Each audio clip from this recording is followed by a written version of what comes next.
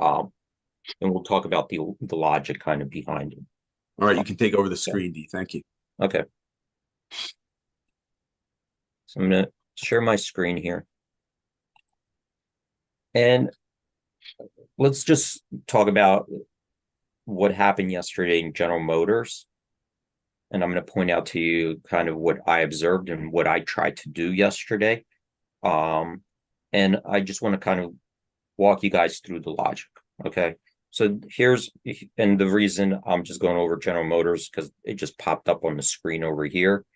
And I was trying to do a trade in it yesterday. Um, and I'm going to walk you through why, or my thought process behind it.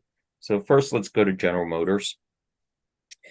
And one of the first things that I noticed that caught my eye, I'm going to go here to price action and to the regular analysis.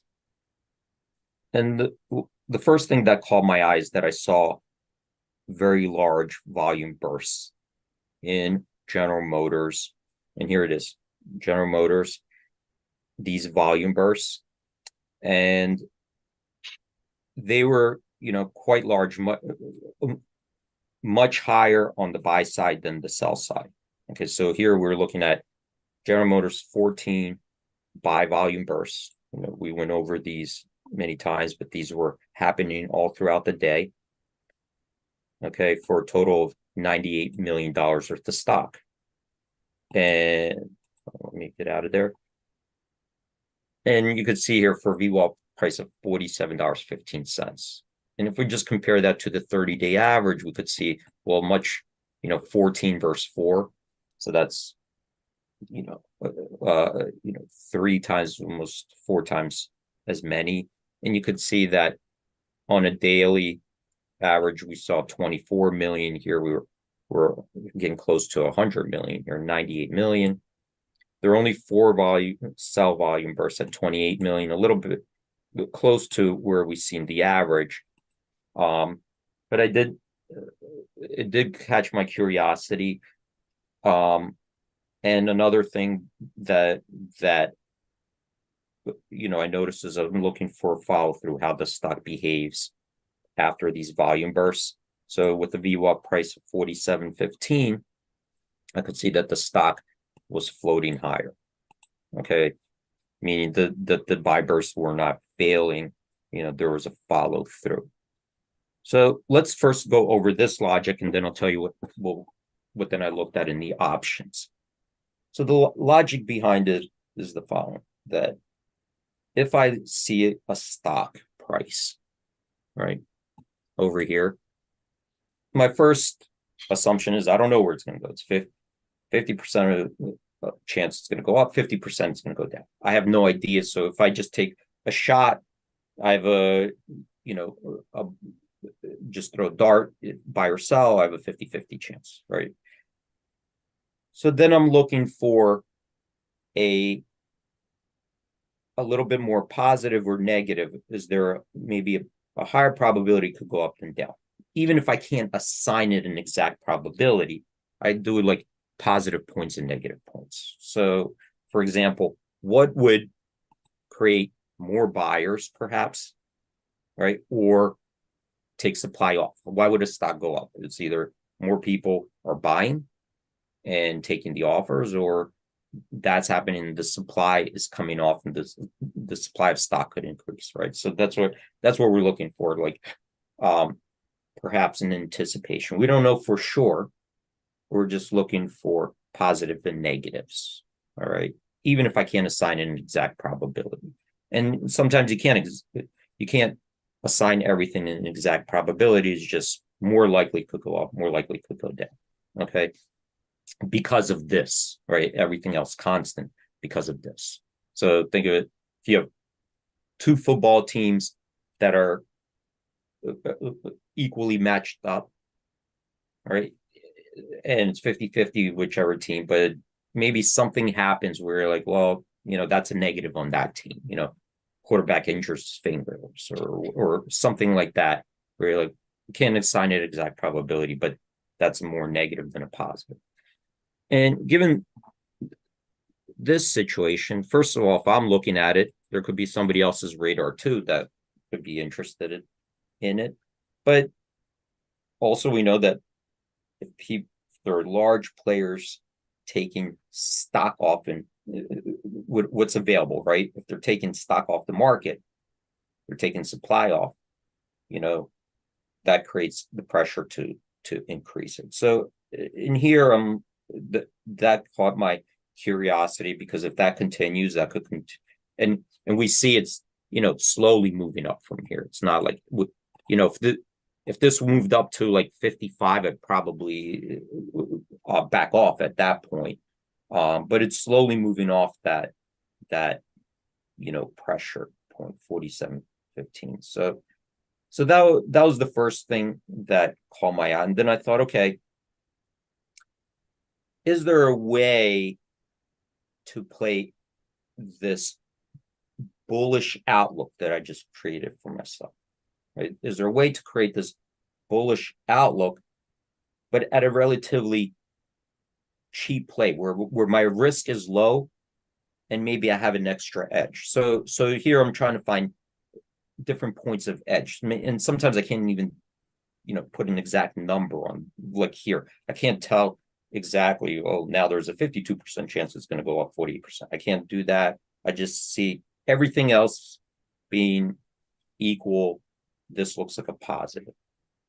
So then I went over here and said, let me see what options are trading, and perhaps somebody's selling some calls really cheaply that will give me an edge in that trade, right? So that's, I'm like, well, how do I limit my risk? Well, I could buy a call. Well, how can I get edge? Well, if I could buy a call at a relatively cheap price, maybe somebody has to sell it out there, buy rating, whatever, that will be like an extra layer of edge. Okay, so let's move on from here. And I said, okay, let me see what else is happening. So I went here to under the options, and I looked at this single leg dashboard. And the first thing I just wanted to see is what, if there's any interesting options trading, because I wanted to see volume where it might be getting pushed, and I have a better chances of getting executed and maybe getting a good execution, because wherever there's volume going on, then you could look at places where you could get a better execution. Price discovery is easier because I know where things are trading. And I started looking here, and this is, keep in mind, this is just a short term. I'm just looking at a short term play because I see the current pressure. That's it. I just see a little bit of pressure right now that could keep pushing this stock perhaps. So over here, I'm looking at the 5 most actives, and this is what caught my eye. I'm like, okay, this June 14, 47.5 call. So this was at the money. And I'm seeing, and it has like 3 days to go. All right. So I have 3 days, which is fine with me because I'm not making a 1 year projection based on this, or 3 months. I'm not looking for that. I'm just looking at if the current pressure continues. And I just noticed that it was, trading for VWAP price of 48 cents. So that caught my eye. I didn't even have to look yet at the implied volatility or anything, but I thought, okay, well, with another 3 days to go, the stock's 47.5, is 48 cents that unreasonable? And doesn't seem that high to me, just looking at what it moved yesterday in 1 day, $1.85. Okay, so I'm just going through I looked at other stuff in here. I looked at this call higher. We could look at call spreads. I did look at any certain big trades that happened, but these were all like in the puts. This one was in the call, but it didn't really fit for what I was trying to do, right? Because I'm not looking for further out. I didn't really want in the money in this scenario because I was looking for a kind of short-term pressure. Okay. So this one kind of caught my eye. The 48 cents traded 6,000. It had the most volume. So I'm going to click on this and we're going to go to the options chain. And I just kept making a further evaluation. So we're going to go ahead, look at this and say, all right, 48 cents. Maybe certainly if it does a move similar to yesterday, that could be, a triple in that call or whatever, right? Double or triple, whatever it is. We could go from 50 cents to $1.50.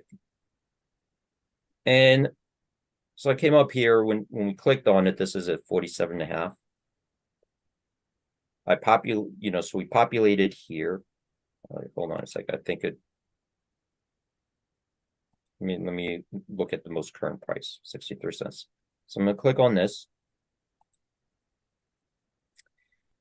And I just looked at the price at the time, and I think it was like 55 cents, something like that. And what I looked at, was that a very high price? And to me, just looking through even historical without any type of particular pressure, we're just looking at the averages, historical averages. I noticed that in theory, this option's already theoretically priced at a discount based on history. So here we see just from yesterday, historically, the average price, if we use the stock distribution, 79 cents. So I saw that there was some edge. There wasn't a high win rate, but okay, I still have edge in there, and I have reason to think that perhaps there's a better chance the stock goes up, right? This is coming from looking at that imbalance. The probability of touch was 71%. I think that was it, which is saying that this was looking at a historical win rate, holding it all 3 days to expiration. This is looking at any point in time between now and expiration. What's the probability it gets up enough to cover the cost? That was 71%. So it's not an unreasonable call here, right? We're not talking about like it doesn't have to do something that we've never seen it do. And then I looked at it from another perspective and said, well, what if we just looked at what the call is usually priced using implied volatility? We looked at what the stock usually does. Now, what is the call usually priced based on implied volatility? And here it gave me an average price of 71 cents. So that was a theoretical edge. Actually, these numbers were a little bit different. I looked at it from like around like noonish, 1 o'clock, something like that. But it was priced below the median, and I saw the range, so it was closer to the low end of the range. And I did notice that this option was, trending up. So this is what the option did yesterday. It went from 6 cents in the morning to 62 cents by the end of the day. So you could see I had a pretty big gain here. And by the way, I'm going to go over the webinar will be on these charts later today. So the other thing, that I did look at, and I didn't end up buying this call. I put in a bid in a call because I thought that the stock would dip based on what the market was doing at the time. The market just looked to me that it was going the other way, a little bit weaker. So what I did was say, you know what, I'm going to try to put it down below, thinking that, the stock might get pulled down a little bit just because of the market. So I didn't get filled on this, but I think I did put it like at 45 cents or something. Never got down to my bid, and then I kind of just forgot about it. So let's take a look at that chart though from yesterday. So this is the chart we're going to be doing later today. And this is, it's set to yesterday's dates. We don't have to go back further in time. Let's just look at yesterday's dates. And here's what the price of the option did. I'm going to overlay it with the trades. So this is going to bring up single leg trades. And we're going to click here. And these are the volumes, the different volumes. And we see that there was a big jump early in the morning around 10 o'clock over here. You know, if I hover over around like 35 cents, you know, then like between there and 10 a.m., there's some volume, then it kind of dropped off, but there was trading in it almost all day. So we see volume bars there all day. So it's pretty liquid. This option, you could say it's, you know, that it's pretty easy to figure out like what the fair value is, and perhaps even getting a better price, right? Even getting hit on a bid perhaps as well. And here, this is the VWAP price of the option in purple. Okay, so as it's going on, you could see the price of the option and the VWAP price being paid was increasing. And then we could also just, here, I'll take a look at it. We see it early in the morning. The midpoint was 6 cents. By the end of the day, 62 cents. So this option did gain a lot yesterday. If we converted that into percentage terms, it did gain a lot. And this is the, you know, range, as high as 73 cents. And I believe I was like somewhere over here looking at it. What did the implied volatility do? Well, here's the implied vol. We could look at it based with the trades. So these are the same volume trades here. And this is the implied volatility that it traded at. So the implied volatility looks like it was kind of coming in. Let me just see this. So it looks like maybe it gained on the day from the very like opening down here. But after that, you know, if we started here at 940, it looks like maybe it was coming in.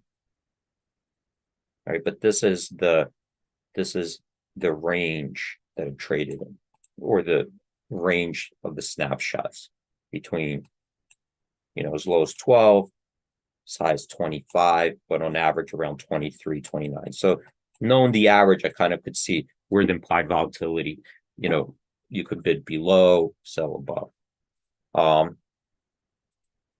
Furthermore, what I wanted to see are these leans. So the leans here are letting me know how competitive the option is with either implied volatility pumps or limit orders. So there's 9 on the bid, 13 on the offer. And we could even plot that. Let me take a look at that. So you could see they're all over the place, telling me that this is a pretty competitive market. Lots of people are looking at it. There are limit orders in there, there are pumps in there. So it's pretty liquid, giving me the opportunity. So what was it? What was the conclusion? Well, I'm seeing some bullish pressure there that I believe is in, you know, pretty good imbalance there, and follow through in a stock. Tell me that there might be slightly better chance we're going higher than lower. I can't give you an exact percent. I see that, well, there's a way to play with limited risk at a relatively cheap, you know, at a relatively cheap option call, you know, with a potential for that option to really double, triple, perhaps, if we see a repeat of yesterday's gains. I'm also seeing that there's good trading, a good amount of trading in this call, right? Where there's volume in here. I could see that it's also competitive in the sense that, you know, there are decent amount of limit orders and pumps in that market. And also that in theory, there's already a theoretical edge where I'm not really paying up for it, not just in dollar terms, but even in theoretical terms. Again, the only thing that I did do in that instance was back off the bid, and that's because at that time I think that the market started to decline from that point, maybe, or that's what I thought was happening. Maybe not. Maybe it did go up. So at that, when I was watching, I did think that the market looked like it was backing off. So I just backed off the bid a little bit there. Maybe that was the mistake, but just wanted to walk you through the thought process behind like a quick trade idea scenario, um, you know, from yesterday. Well, that was very helpful, D. Thank you so much, my friend.